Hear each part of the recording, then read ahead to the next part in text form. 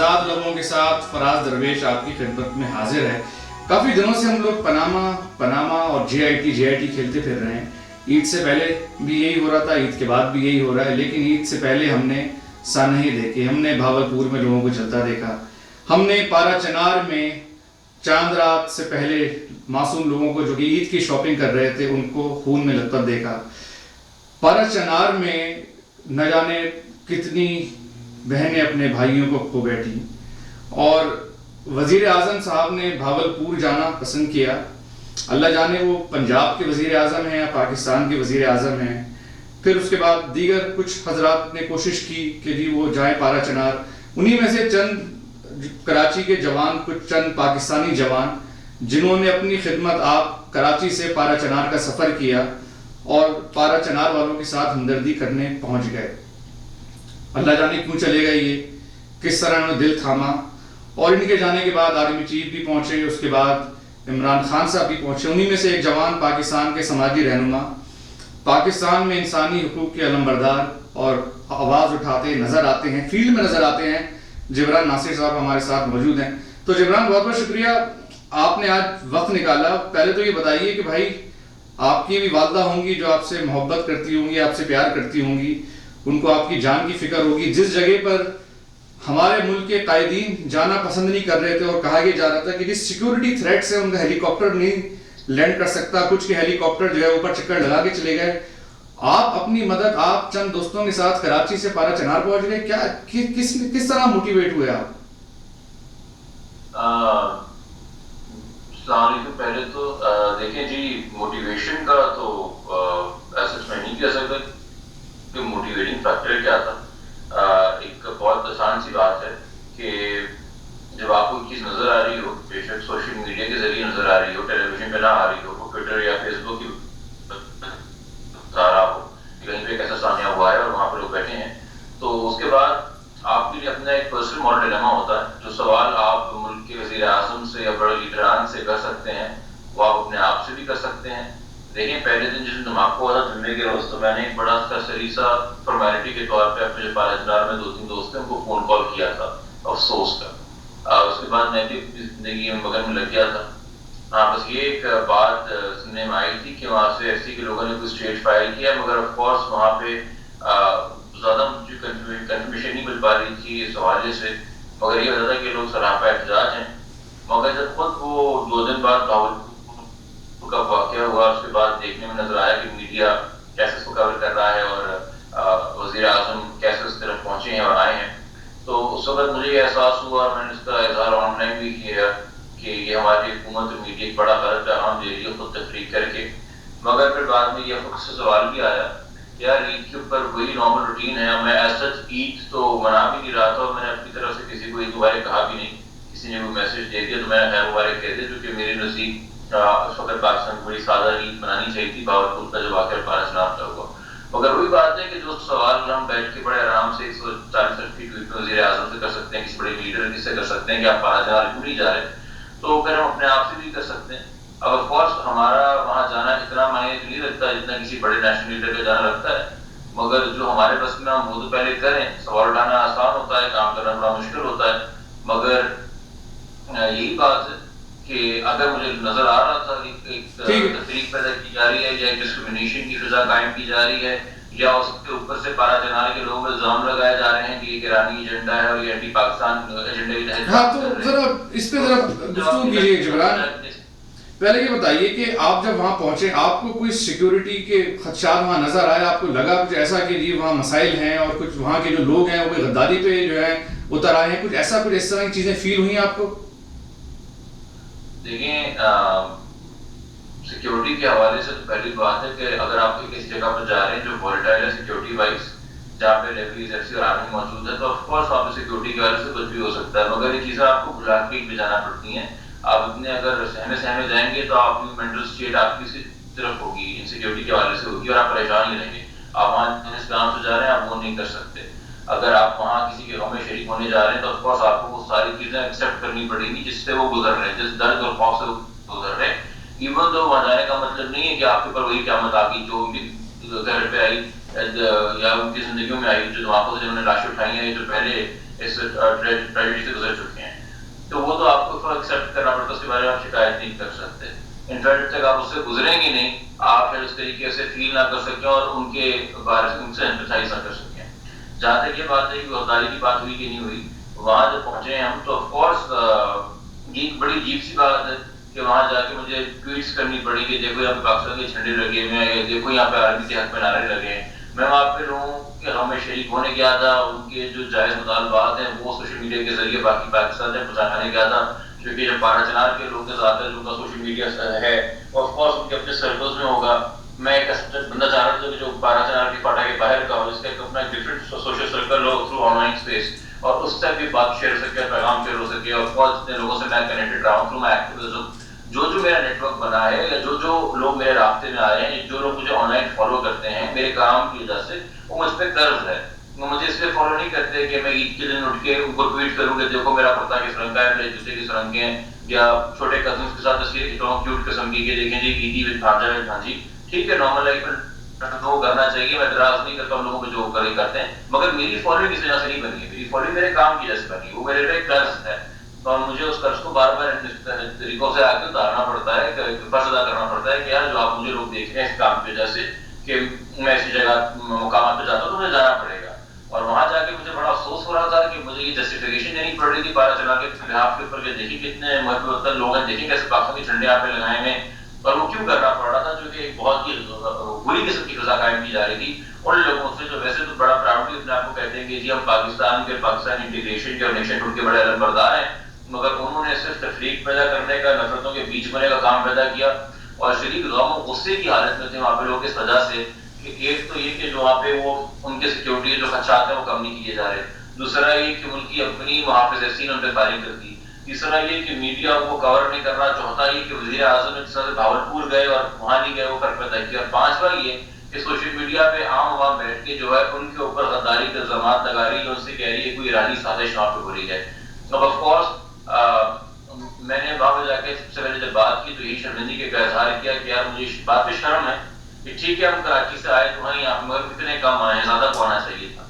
اور اپنی طرف سے اتنا ہوشیاری کا پیغام دے سکتے تھے وہاں پہ دیا, مگر وہاں کے لوگ سمجھدار ہیں, وہ اتنے معصوم نہیں ہیں کہ کسی کی باتیں بہکاوے میں آ جائیں. ان کو پاکستان سے بہت محبت ہے اور ہم سے زیادہ انہوں نے پاکستانی ہونے کا ثبوت ادا کیا ہے. 4 سال انہوں نے بلاکیٹس لگے ہیں, طالبان سے جنگ کی ہے, ہزاروں لوگ اپنے ان کے شہید ہوئے, مگر انہوں نے وہ خطہ اور 12 چنار کا سریجی خطہ ابھی طالبان کے ہاتھ میں نہیں دیا. ہم نے ان کو کیا سکھانا تھا کہ پاکستانی تو قوم سے محبت کیا ہوتی ہے, ان کے غم میں شریک ہونا تھا, بس وہ ہم کیا ہیں. اچھا جبران, میں نے بچپن سے اب تک یہود و ہنود کی سازش تو سنی تھی کہ جی یہودی اور جو ہندو ہیں ہمارے خلاف سازش کرتے آ رہے ہیں. یہ اب ایک نیا فنومینا میں نے اپنی جو کہتے ہیں جوانی وہ بھی جو کہ ہاتھ سے جا رہی ہے, اب سننے میں آ رہا ہے کہ یہ ایرانی سازش. تو پہلے تو یہ بتائیے جب آپ وہاں پر گئے تو آپ کو کوئی ایرانی ایجنٹ کچھ نظر آئے, کچھ پاسداران کے لوگ جو ہے کچھ کپڑا وپڑا اوڑھ کے کہیں پر جو ہے انڈر کور گھوم رہے تھے, مطلب پوچھنا چاہ رہا ہوں کہ کس طرح کی تھی ایرانی سازش؟ بھائی دیکھیں, آپ جب اپنی غفلت یا اپنی کوتاہی نہیں ماننا چاہتے اور ذمہ داری سے فرار ہونا چاہتے ہیں تو آپ ہر چیز کا ملبہ جو ہے دوسروں پر ڈالیں گے. پیغام پڑھنا چیز رہی ہے. آپ سیکٹریزم کا جو ملبہ ہے وہ پورا کا پورا سعودی عرب ایران میں ڈال دیتے ہیں. ٹھیک ہے, سعودی عرب ایران نے ایک ٹائم پہ پاکستان کو پراکسی وار پہ استعمال کیا ہے, لوگوں کو بہکایا, اپنے فنکشنز کو لے کے چلے ہوں گے, مگر پرائمریلی جب آپ اپنے گھر کی رکھوالی نہیں کریں گے اور پیچھے کا زیادہ تو لوگ شکایت نہ کریں گے پڑوسی نے آ کے بچے بگاڑ دیے, آپ نے خود اپنے بچوں سے رضے بھائی لوگوں کا تحفظ نہیں کیا. تو آپ سے میرا اور دوسری بات یہ ہے کہ اگر کوئی یہاں تو خودکش بمبار کرتا ہے, وہ پیسہ امریکہ کا ہو یا وہ سعودی کا ہو یا کہیں اور کا ہو, وہ خودکش بمبار تو پاکستانی تھا نا. کیسے کوئی پاکستانی کسی اور کے بہکاوے میں آ گئے, کیسے کسی پاکستانی نے داعش جوائن کر لی, کیسے کوئی پاکستانی لشکر جنگی جوائن کر لیتا ہے, کیسے کوئی پاکستانی کسی اور بریگیڈ میں چلا جاتا ہے ایران کے ذریعے سیریا داعش سے لڑنے کے لیے باہر. اس لیے کہ جب آپ اپنے پاکستان کے اندر لوگوں کو تحفظ نہیں دیتے, بیسک حقوق نہیں دیتے اور ان کو ایک احساس کمتری میں مبتلا کرتے ہیں, وہ ایتھنیسٹی کی وجہ سے ہو, وہ زبان کی وجہ سے ہو, مسلک یا مذہب کی وجہ سے ہو, کہ اس نوجوان کے ٹائز اپنے ملک سے کمزور ہو جاتے ہیں اور کہیں اور سے مضبوط ہو جاتے ہیں, تو اس میں آپ نے نہیں غفلت کی ہے. دیکھیے نا کہ یہ آپ کو نظر آتے ہیں, مخصوص لوگوں میں نظر آتا ہے, ہر جگہ نظر نہیں آتا. یہ پاکستان کے تمام اہل سنت کے اہل دشمن میں آپ کو نظر نہیں آتا کہ وہ کہیں نہ کہیں کسی طریقے سے ایکسپلائٹ ہو رہے ہیں. ہمیں آف کورس خاص طور پہ فاٹا جیسے لوگ جو SCR کے تحت رہتے ہیں, ان کی ویسی پولیٹیکل اکنامک اور سوشل ٹائز ہم نے کمزور کر کے رکھے تو وہاں کی یوتھ ونڈریبل ہے کہ اگر وہاں پہ آپ کو بات کریں اس جگہ کے اوپر میں پارا چلا کے دھرنے کی بات نہیں کر رہا ہوں، میں ویسے بات کر رہا ہوں جو آپ پہ چیزیں کی جا رہی ہے. کیونکہ میں نے آپ کے یوتھ سے بات کی، خاص طور پہ ہنگو میں جب میں جاتے ہوئے ہنگو میں لوگوں سے بات کی تو وہاں مجھے لوگوں نے کیا انکشاف کہ ہاں جی عراق میں اور سیریا میں جو ہے مقدس روزے ہیں، ان کی حفاظت کے لیے ہم جاتے ہیں وہاں پہ. اور اسی طرح آپ پہلے مذہب کے نام پہ القاعدہ کے لیے طالبان کے لیے نوجوان کو بہکاتے ہیں اور ورگلاتے رہے. اسی طرح اب کو اس جگہ سے کر رہا ہوگا کسی کے پاکستانیوں نے پاکستان کے بارے میں سوچنا ہے، مگر اس کے لیے سب سے پہلے پاکستان کی ریاست اپنے نوجوانوں کو اون کرنا ہے. ٹھیک ہے ذرا جبران آپ یہ وہاں پر ہو کر آئے ہیں، رہ کر آئے ہیں، میں آپ کو ایک سینیریو دیتا ہوں. آپ کو جو ہے بلایا جائے، جو ہے ایوان صدر میں بلایا جائے اور آپ کی ایک طرف وزیر اعظم بیٹھے ہوں اور ایک طرف آرمی چیف بیٹھے ہوں اور آپ سے پارا چنار کا مسئلہ رکھیں کہ جبران آپ کی کیا رائے ہوگی، تو آپ آرمی چیف اور وزیر اعظم کو کیا رائے دیں گے پارا چنار کے مسئلے کو؟ کہ آپ ان لوگوں میں رہ کر آئے، وزیر اعظم نے تو جانا پسند نہیں کیا، وہ تو شاید پنجاب کی وزیر اعظم ہے، لیکن میں امید کرتا ہوں کہ آپ جیسے جوانوں کو بلائیں، اپنے پاس بٹھائیں. کیا رائے دیں گے آپ ان دونوں کو؟ میں آپ کو یہ رائے دوں گا کہ بھائی جو وقت آپ مجھے دے رہے ہیں پارا چنار کی یوتھ کو دے دیجیے. دیکھیے ترجمانے کی ضرورت اسے ہوتی ہے جو اپنی نمائندگی نہ کر سکے. پارا چنار کی یوتھ اتنی ماشاءاللہ سے قابل ہے، پڑھی لکھی ہے، سمجھدار ہے اور اپنی نمائندگی کر سکتی ہے، وہ میں نہیں کر سکتا. میری یہ ہر جگہ خواہش رہی، مجھے 4-5 ٹی وی چینلز نے بلایا پارا چنار پر بات کرنے کے لیے، میں نے ان ہر جگہ درخواست کی جس طرح میں کر سکتا تھا. وہاں سے آنے کے بعد جس بھی بلا رہے تھے کہ بھائی یہ نوجوان ہیں وہاں کے جنہوں نے دھرنا ارینج کرایا تھا، یہ وہ ہیں جنہوں نے اپنی شرطیں منوائی ہیں، یہ وہ ہیں جن سے آرمی چیف ملاقاتیں بھی گئے ہیں، میں نہیں تھا. ان کو بلائیے، انہوں نے جو اس وقت کیا عدالت کا ایک وہاں پہ مثال قائم کی ہے، یہ جس طرح سے وہاں کے لوگوں کو لے کے چلے، یہ جس طرح سے روایتی کیا جو مذہبی جماعتوں کی یا سیاسی جماعتوں کی ہوتی ہے ان کو ترک کر کے ان کی سیاسی مسئلتوں اور مقاماتوں کو بلا کے خود جو حق کے لیے بیٹھے ہیں ان سے سنیے مسلم مسائل کیا ہیں کہ آپ کو تمام حل بھی بتائیں گے اور بے فارورڈ بھی بتائیں گے. اور ہم سیکورٹی پلیئر انہوں نے تشکیل دے کے جمع کرایا آرمی چیف کے ساتھ جو بات وہاں پہ ہوئی تھی. اور وزیر اعظم سے بھی درخواست ہوگی کہ فاٹا کی یوتھ کے ساتھ آ کے بیٹھو، ہماری ضرورت نہیں ہونی چاہیے بیچ میں کوئی سازشی کا کردار ادا کرنے کے لیے. وہاں کی یوتھ خود بڑی کیپیبل ہے اور یہی ہے کہ جب آپ کسی اور کو سمجھ کے کہتے ہیں سمجھ لیتے ہیں کہ آپ وہی بات ہے کہ پنجاب کو آپ کیٹر کے سمجھتے ہیں کہ آپ پورے پاکستان کی نمائندگی کرتے تو ہم نہیں کر سکتے. اسی طرح ہر علاقے کی یوتھ کو آپ کو سننا پڑے گا. میں ایٹ بیسٹ ایک آبزرویشن دے سکتا ہوں مگر جو اثر گزرتی ہوتی ہے اس کی نمائندگی نہیں کر سکتا. ٹھیک ہے ٹھیک ہے جبران، آپ کے وقت کا بہت بہت شکریہ اور جو کام آپ کر رہے ہیں ہم آپ کے لیے دعا گو رہتے ہیں ہمیشہ. انشاءاللہ آنے والے شو میں آپ کو پھر مدعو کریں گے. بہت بہت شکریہ. خواتین و حضرات، آزاد لوگوں کے ساتھ فراز جی جی ایک بات ہے کہ میں پہلے ڈیٹیل ذریعے بات کی تھی کہ پارا چنار جو ہے وہ کوئی دہشت گردی کا گڑھ نہیں ہے، وہ دہشت زدہ علاقہ ہے، متاثرہ علاقہ ہے. وہاں کے ماشاءاللہ جتنے وارم، پڑھے لکھے، انٹرپرائزنگ، ہمبل اور ہاسپٹیبل قسم کے لوگ ہیں. آپ دیکھیں عجیب سی جگہ ہے کہ آپ پتھر اٹھائیں گے آپ کو ایک بیچلرز ملے گا، ایک ماسٹرز ملے گا. کیا ماشاءاللہ سے وہ لوگ علم رکھتے ہیں، شعور رکھتے ہیں، چیزوں پہ کمان رکھتے ہیں.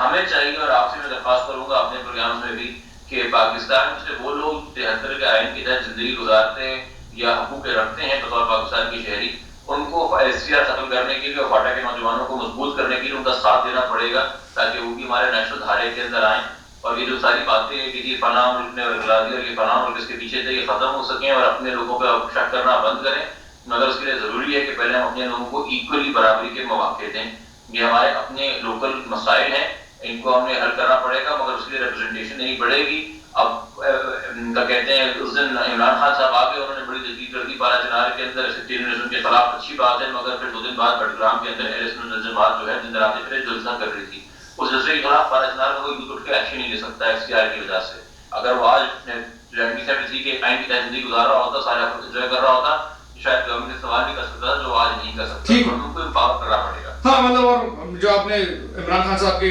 کچھ جو معیارات ہیں، دورے معیاراتوں میں تھوڑا شاید بھاری لفظ ہو جائے، لیکن ایک طرف جا کے وہ پارا چنار والوں کے ساتھ جو ہے ہمدردی کا اظہار کرتے ہیں، دوسری طرف اہل سنت والجماعت جو کہ ایک بینڈ آؤٹ فٹ ہے وہ